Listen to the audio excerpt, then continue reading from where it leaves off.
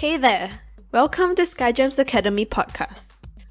At SkyGems Academy, our vision is to build a community of new generation leaders with strong core values, high level of self-awareness, high self-worth, and passionate individuals who will give back to the community and the environment.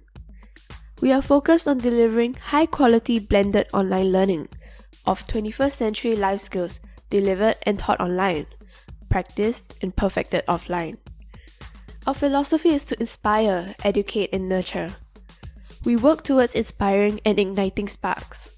We listen, we coach, we fine-tune and accelerate the mastery of 21st century life skills for various age groups. Our blended learning programs are curated from the early years to above 60 years old, as we believe in providing high-quality, lifelong learning for everyone. SkyGems Academy Podcast Series 1: How COVID-19 Transformed the Education Industry. We will take you inside the minds and behind the scenes of 40 exclusive leaders and educators in the education industry. We've interviewed 40 exclusive educators and leaders in the education industry worldwide, starting with China, where the pandemic initially started. You will hear from the leaders in the education industry sharing candidly their views on the possible changes that will take place in the education industry post-COVID-19. Be sure to tune in to SkyGems Academy Podcast Series 1 to listen and learn from the amazing stories, experiences shared, challenges faced, and techniques used by educators in different cities and countries to adapt and overcome their challenges personally as well as professionally in their respective roles in the education industry during the COVID-19 pandemic. Now, let's dive into SkyGems Academy Podcast Series 1. Introducing to you our host, Alyssa. Hey guys, it's Alyssa. Hope everyone is keeping well. SkyGems Academy Podcast is a passion project that my team and I kicked off in early 2020. As we are all facing the unprecedented events and experiences impacted by the COVID-19 pandemic, we find that there is an urgent need to unite the global community of educators and leaders to progress forward together. Our main objective is to create a platform for all global leaders and global communities to come together to document these historic moments for our future generations.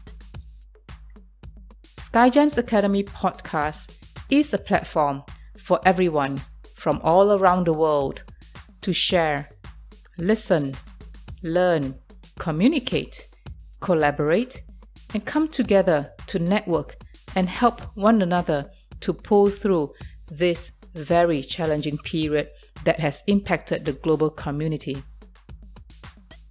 In each episode of SkyGems Academy Podcast Series 1, How COVID-19 Transformed the Education Industry, you will find yourself immersed and engaged in in-depth discussions and thought leadership in various aspects of education, technology, humanity, diversity, disparity, and collaborations in the education space.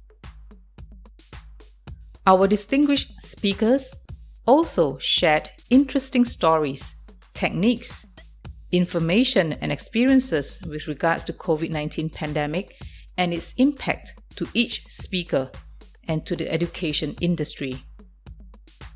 We trust that you will find great value, insights and learnings from our 40 exclusive speakers in each episode of SkyGems Academy Podcast Series 1. We are very grateful and sincerely appreciate each and every one of you who has motivated us, encouraged us, contributed in your own very special ways, especially our 40 exclusive guest speakers from all around the world. A big thank you to all and a big shout out to all of you. I am pleased to introduce you to our charismatic and distinguished guest speaker for SkyGems Academy Podcast Series 1, Episode 8, Dan Marrone. Here's some key highlights of Dan's amazing track records. Dan Marrone is an experienced Australian educator, chartered manager, and an MBA candidate with a dual Bachelor in Education and Arts with specializations in leadership, human resource management, public policy, and teacher development. Dan is currently the head of school, Australian International School at Sharjah, United Arab Emirates. Dan has over a decade of experience in teaching, administrative roles in Australian and international schools, and is a passionate advocate of supporting students and staff to achieve their fullest potential. Drawing from experience in both public and private enterprise, Dan's practice is informed by contemporary education management and business theory, and his professional achievements are underpinned by a strong focus on building and sustaining productive relationships with clients, associates, and the community. I quote and unquote Dan Marrone. I'm probably going to say this word over and over again. It's that sense of agility, that idea that we need to always be ready to change direction and have some key systems in place that allow us to do that. It's about being responsive to the environment.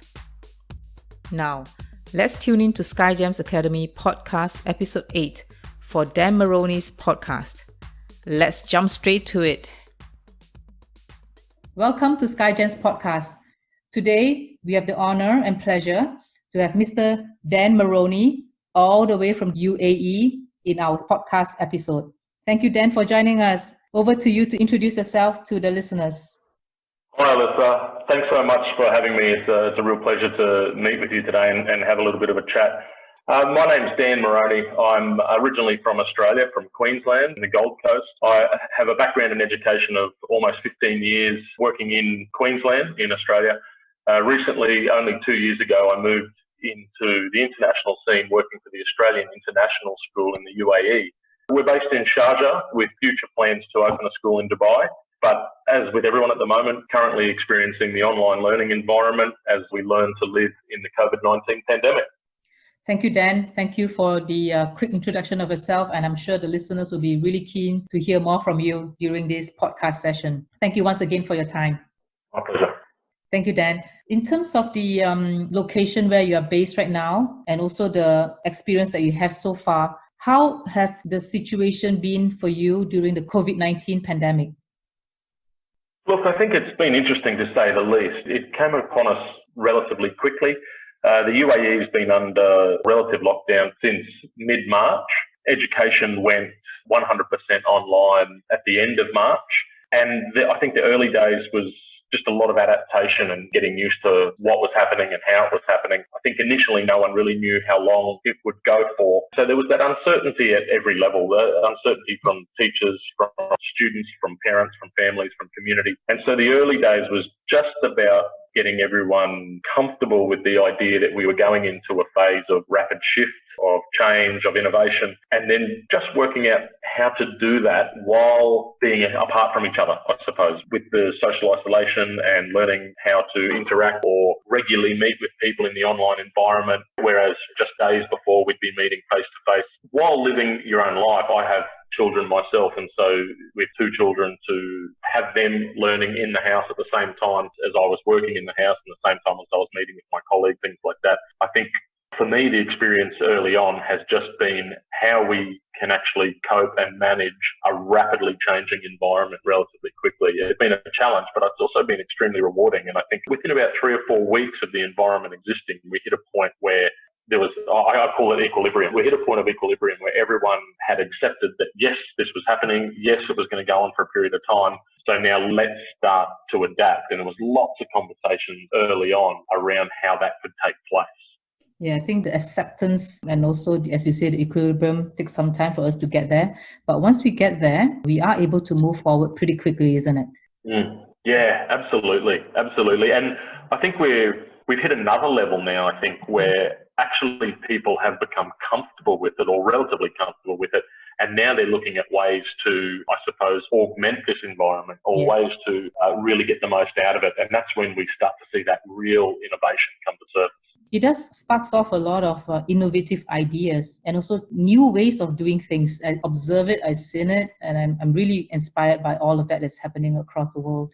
Yeah, absolutely. And to see, I think people have always operated in the educational space very collaboratively, but I think now it's at another level. Now we're really reaching out. I mean, this podcast is a great example of it. You know, we're reaching out beyond physical boundaries. We're reaching out across geographic boundaries to learn from each other and to share our experiences in the hope that we all cope with the situation better, but that we all become better practitioners at the same time. Absolutely, which is why I think it's so important that we all continue to stay connected, continue to collaborate and partner in terms of bringing positive impact to the wider community. So this is definitely here to stay, in my view. Yeah, I absolutely agree. I don't see that this way of working will go anywhere anytime soon. That is fantastic. In terms of the challenges that you faced then that you mentioned earlier, how do you overcome those challenges? Yeah, I think responsiveness is the key. We can't. One of the big risks of this environment is that, I suppose how I would put it is that we would go into our shells, that we would stick to ourselves, stay indoors, do our work, not collaborate and things like that. One of the key aspects of our success at AIS has been the level of responsiveness that we had. So what our program looked like in week 1 as opposed to what it looked like in week 6 were very different platforms, very different offerings. And it was all based on what was working and what wasn't working. One of the great sayings in regard innovation that I love is that idea of start where you are and use what you've got. And that's very much the philosophy that we approached this situation with. Week 1, we came out, we really only had about probably 5 days notice that it was going to take place. And so we started somewhere and we used what we had. And from day 1, we started collecting feedback from community and from students and from teachers as to what was working and what wasn't working. And as we received that information, we adapted and we adjusted in real time. I think those first probably 3 weeks, there was very little sleep from everyone in the leadership team and certainly the teachers who were working out how to shift their curriculum from a face-to-face platform to an online platform, how they were working out which skill sets to distill down. We're an IB and an Australian curriculum school, so 2 different curriculums in there, and working out how to really break down those different curricula into a methodology that would allow them to, or allow students, I suppose, to learn online. Our level of community consultation was phenomenal at the initial stage. We accepted the fact, and we had lots of conversations very early on with staff and amongst the leadership team, that there was nothing that was going to settle about this for some time, that we were going to have to really get comfortable with that idea that on a day-to-day basis, we were going to be changing things.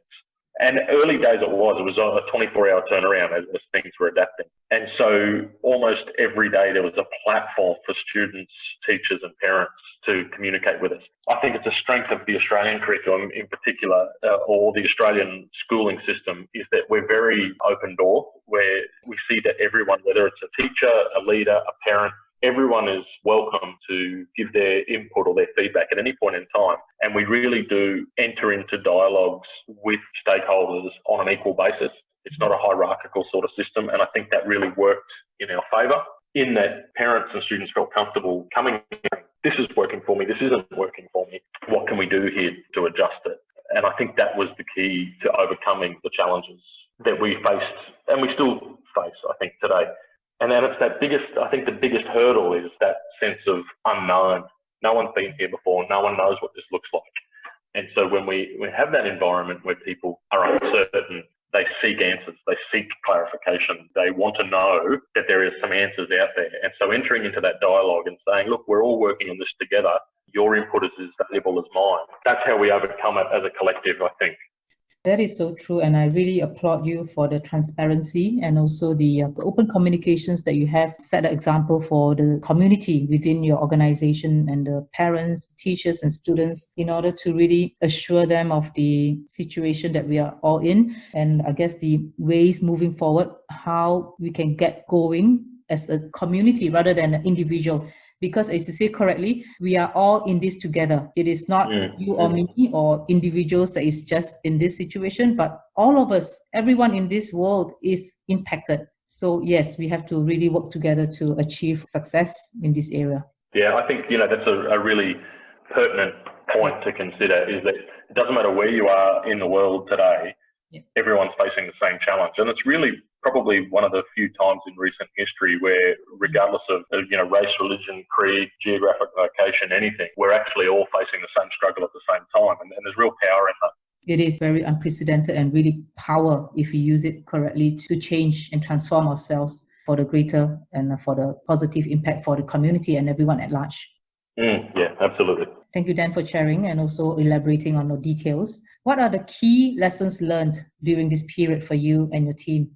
I think I'm probably going to say this word over and over again, but it's that sense of agility, that idea that we need to always be ready to change direction and have some key systems in place that allow us to do that. It's about being responsive to your environment. One of the things that I don't know that education always does very well, that maybe other business spheres do quite well, is we don't forecast enough. As an industry or as a sector, can be very reactive. We sort of react to what's happening around us.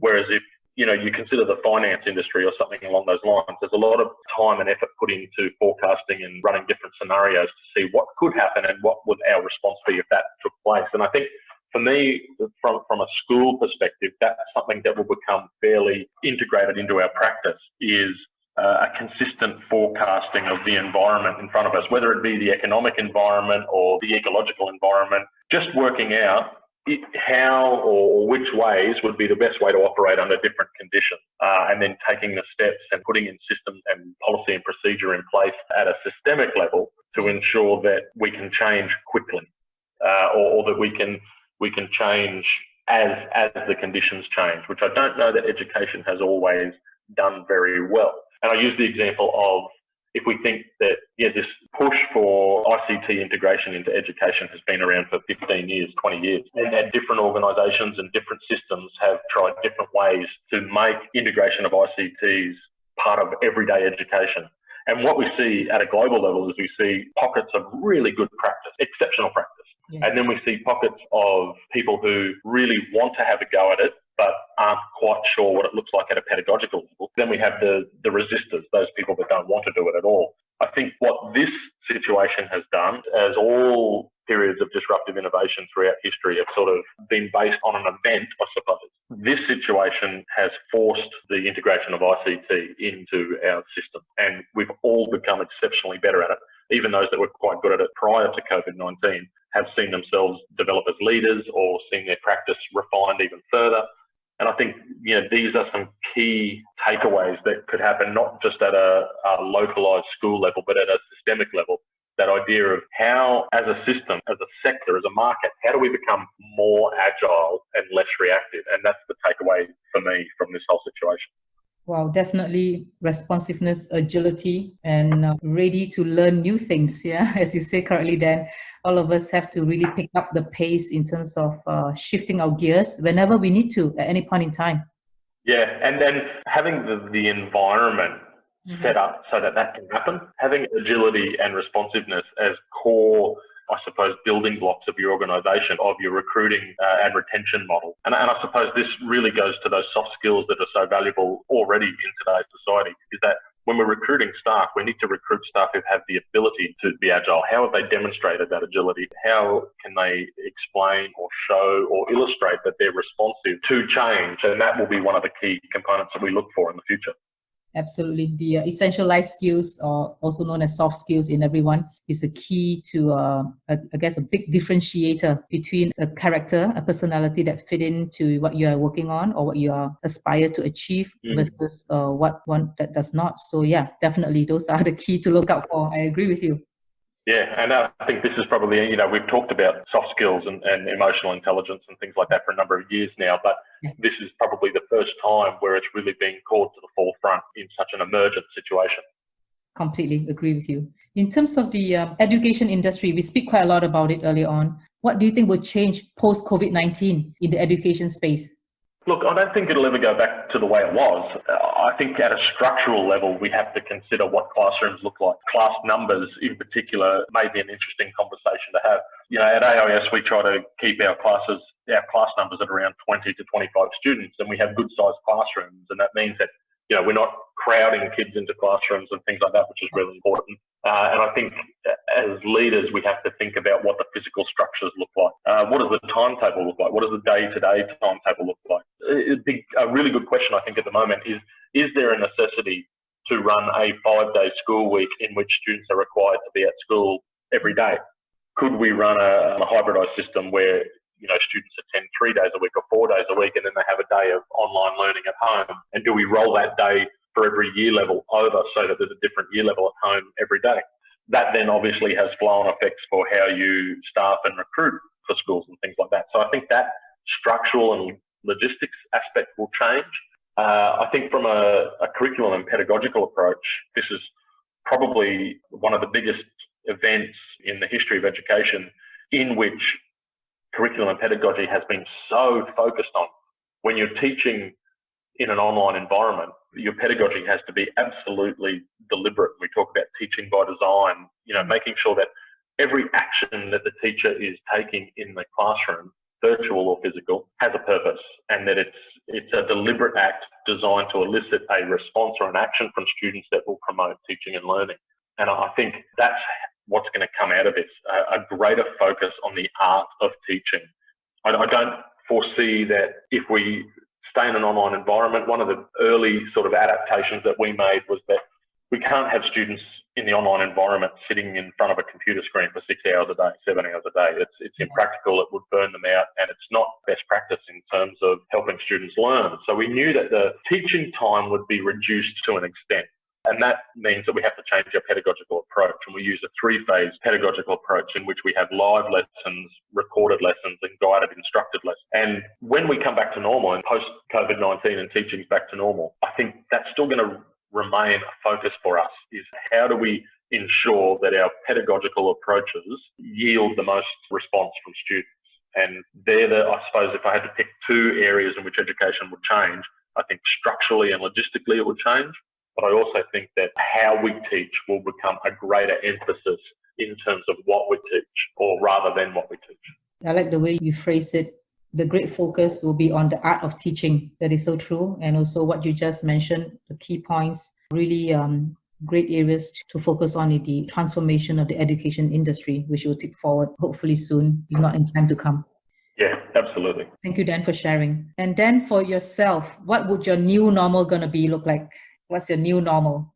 Yeah, that's a really interesting one. I don't know that it's fully formed just yet in my head. Every day I'm sort of adding to it or thinking about what it may look like. I can imagine. I think that, we're still in that sort of changing phase, I guess. I think without being too cliche, it's that working smarter rather than working harder mentality. I think the way we focus on our day-to-day operations needs to really shift. I think one of the things I've found is in this digital environment, the 9 to 5 style workday isn't necessarily relevant. I think when we're online and particularly when we're working in the international schooling sector, which is so globally spread, I guess, you end up having meetings with people at night, early morning, middle of the day. And I think that's going to be something that changes. I think the way we work will become structured in some sense. We have to have schedule and routine. And we have to have purpose to our day in the online environment. Otherwise, the scope for downtime or wasted time is a lot greater. So on one sense, we need to be more scheduled and adhere to a bit of a routine to maintain some semblance of normality. But at the same time, we need to be able to say, look, I'm going to work 8 hours, 9 hours, 10 hours, whatever it may be today. However, I may work 5 hours in the morning, and then I may work 5 hours at night with a gap in the middle. And that's what I'm interested in playing with, how we can become more effective or better practitioners through a more flexible schedule that is nevertheless still, legitimate, if that makes sense. Does that make sense? Absolutely. I think it's about the results that we all trying to achieve rather than, as you say correctly, the time that is expected for you to be here or there or doing this or doing that. But it's actually working smart to achieve your goals and your objectives. I think that's what you are trying to say. And I think I like that. It is exactly what we need to be in this new environment. Yeah, look, I think we can take lessons from really big organisations in the world who are seen as leaders in workplace practice. And, organisations like Google come to mind, for example.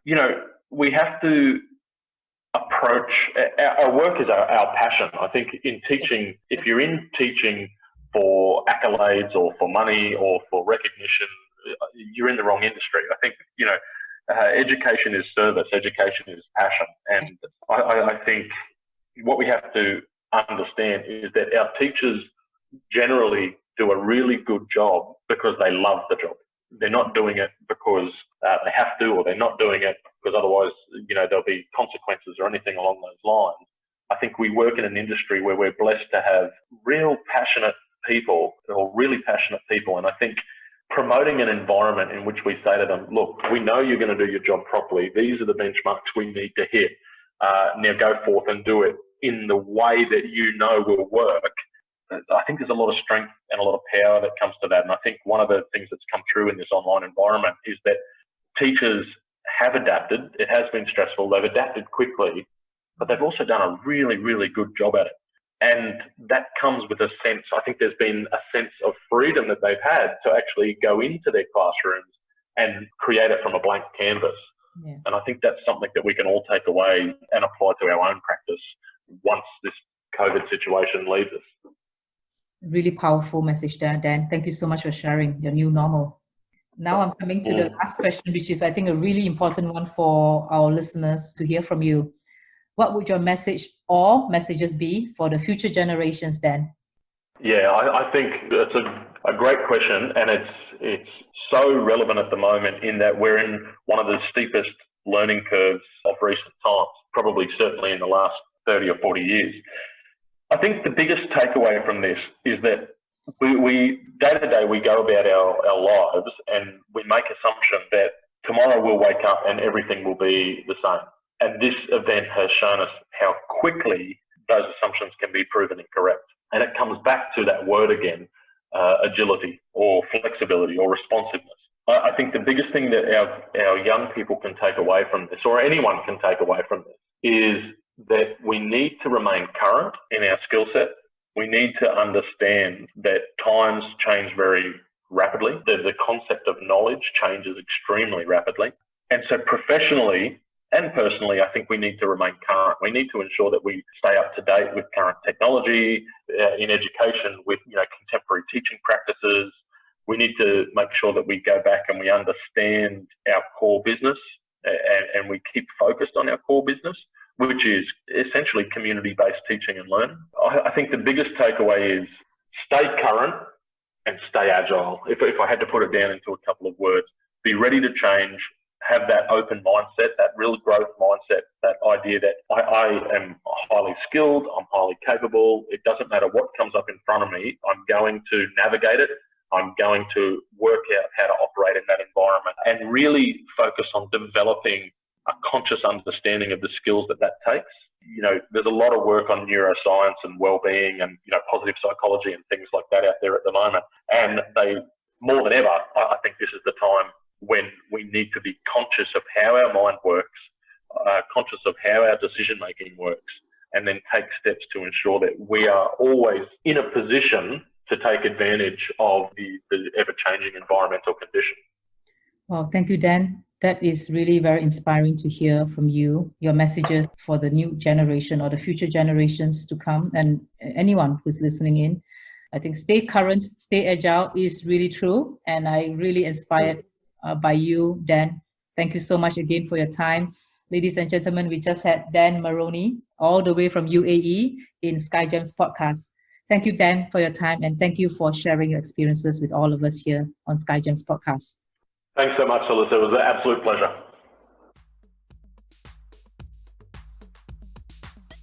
We hope you enjoyed today's episode at SkyGems Academy Podcast Series 1 on the topic of how COVID-19 transformed the education industry.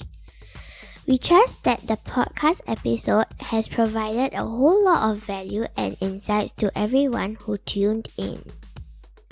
If you enjoyed today's episode and you love the vision and mission of SkyGems Academy, Can you please help us to convince others to tune in to SkyGems Academy podcast too? Please kindly subscribe to SkyGems Academy podcast. Please also kindly leave a quick review and rate SkyGems Academy podcast on Apple Podcasts, Spotify, Google Podcasts, Anchor.fm, Breaker, and various SkyGems Academy's podcast channels. That would mean the world to us, so thank you so much for your support. Visit our website at www.skygemsacademy.com to find out more about our distinguished speakers and about SkyGems Academy. We appreciate you and your continuous support. Thank you for tuning in to SkyGems Academy podcast. High five and peace out.